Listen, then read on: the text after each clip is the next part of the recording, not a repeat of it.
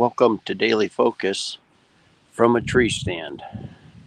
And I wanted to take a few minutes this morning to at least share with you something that I had gleaned from God's Word in First or Second Corinthians chapter 1.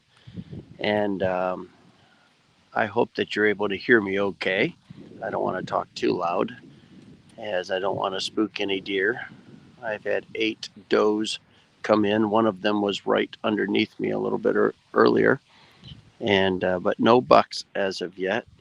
I'll give you a little view of what it is that I'm looking at.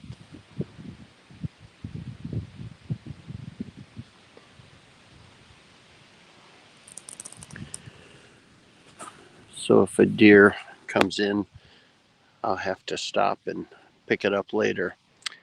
Well, Second Corinthians chapter 2, Paul is addressing the fact that he had to write and address sin.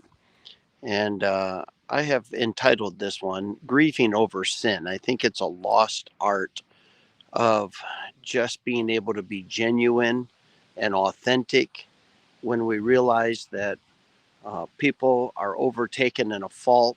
They've fallen prey to the deception of the flesh or sin or the world. And because of that, they have allowed sin to enter into their lives.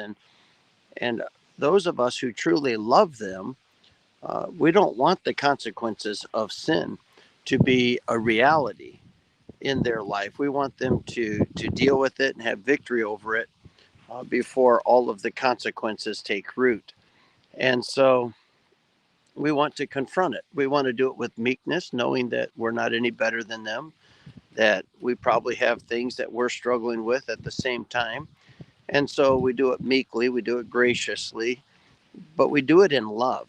And the Apostle Paul said in Second Corinthians chapter 2 that I'm writing unto you, and I wish you could see the anguish of my heart and the tears that I'm shedding, not because I want you to grieve, but because I want you to know how much I love you.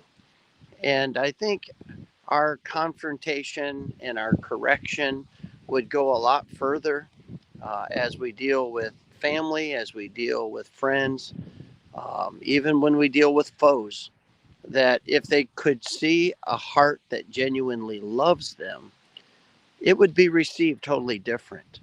And I think there's a great lesson that we can learn from the Apostle Paul, and that is that uh, love people enough to want to deal with it, but love them enough that when you deal with it, they see your love, not your disgust, not your judgmental spirit, not your, uh, your anger, if that's the case, or even your disappointment, but rather that they would see our love and that we would truly love them.